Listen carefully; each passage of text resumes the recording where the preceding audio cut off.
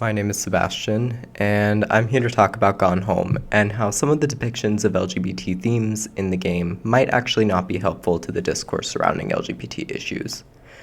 Gone Home is a game released in 2013, created by Steve Gaynor and the Fullbright Company. For a brief summary, it's essentially about a girl who returns home from overseas and wanders around her empty house, looking at snippets of memories left over from her family who've since left.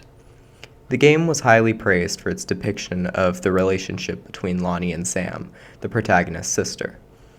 Terry Mulcahy of Slate referred to it as an exploration of a runaway teenager's struggle with her sexuality, and how it earned critical acclaim for tackling sensitive subject with such levity. Danielle Rindeau of Polygon expressed that it was an immensely powerful experience. Despite this praise, I would argue the game relies on stereotypes and harmful horror aesthetic that actually serves as a detriment to any social commentary the game is trying to make. Take the main relationship in the game between Lonnie and Sam, for instance. Lonnie is depicted in a stereotypically butch manner.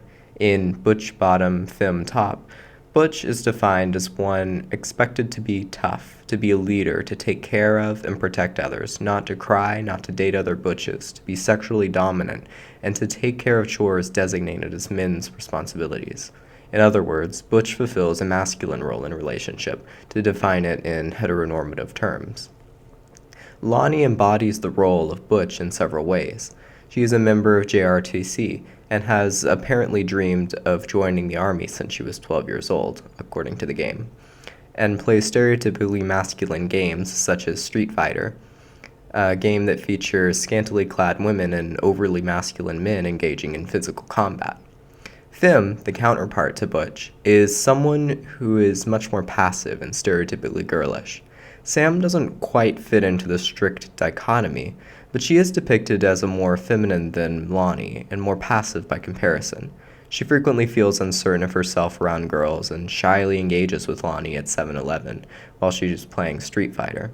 Later on, the two of them go to a concert in the city where Sam is nervous and rolls away from Lonnie in an intimate moment, before Lonnie puts an arm around her and confesses her feelings, making the first move. Lonnie also initiates the first kiss, both of which are stereotypically designated as men's roles in a relationship. Lonnie's overly butch stereotypes and Sam's femme undertones make for a cliché relationship in which one member of the relationship is expected to be more masculine and the other expected to be more feminine, which reduces a lesbian relationship into a sort of mimic of heterosexual relationships between a man and a woman. Beyond the two primary characters, there is also the foreboding presence of the great-uncle Oscar Mason, who is believed to be haunting the house. His reclusive nature leads people in the town to start rumors about him being a psycho and nicknaming the home Psycho House, which leads to ostracization of Sam as the Psycho House girl. Lonnie has an interest in seeing the Psycho House, and this serves as the first spark in their relationship, as Sam invites her over to see the home. Frequently, they engage in ghost hunts to try and speak to the ghost of Oscar, including keeping a journal of sightings and attempting to summon his ghost through a ritual with pentagrams and a Ouija board.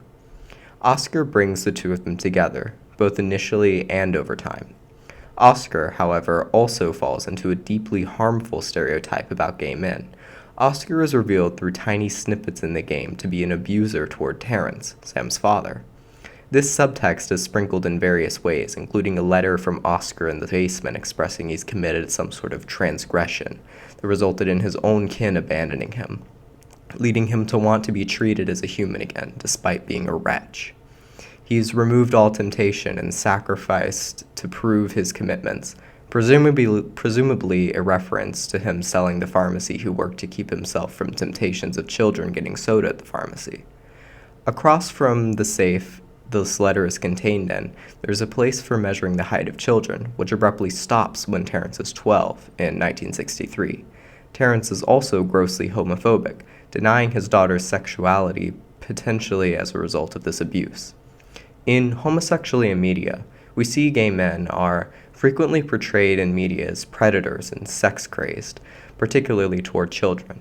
Oscar is the only other gay person in the game besides Lonnie and Sam, yet is depicted as the most disgusting character in the narrative because of his actions toward Terrence. The homophobia Terrence has may stem from the encounter with his uncle, which frames the victimization of gay characters in the game as almost justified because it comes from harmful circumstances. Beyond that, the fact that the early stages of the relationship between Lonnie and Sam rested on the ghost of Oscar adds a strange element to the game, particularly as the two characters sneak around the house in secret rooms.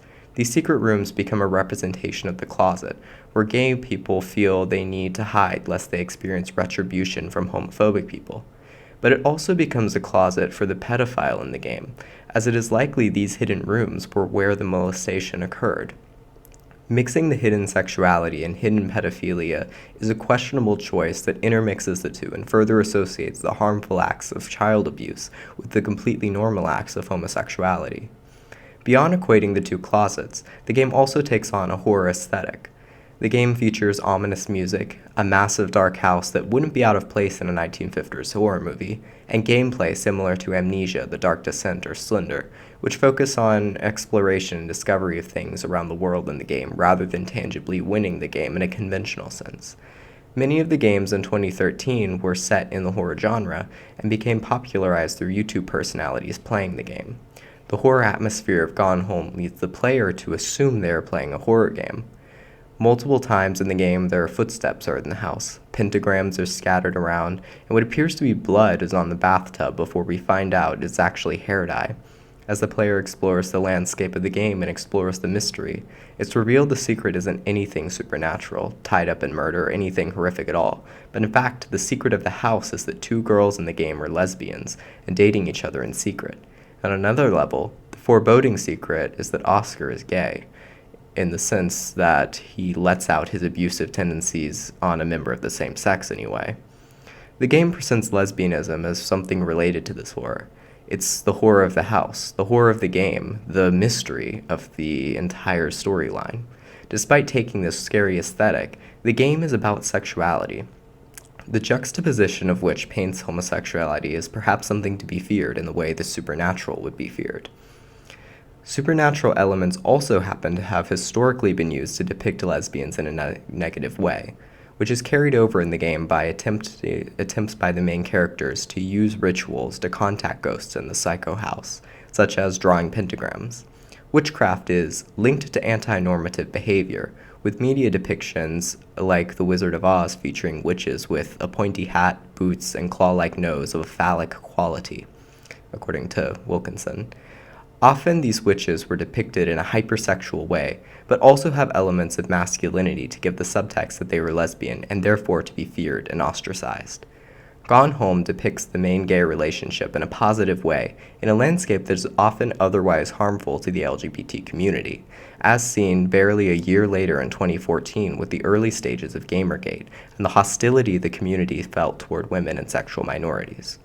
Representation is good because it bonds people to the characters in the game, giving them a positive interaction with these characters, and particularly people who wouldn't otherwise interact with gay people. This is good. Despite this, the game relies on stereotypes that are at best ill-informed in the case of Sam and Lonnie, and at worst outright harmful in the case of Oscar and the usage of witchcraft. The game deserves praise, but aspects of the game should be observed in a critical manner.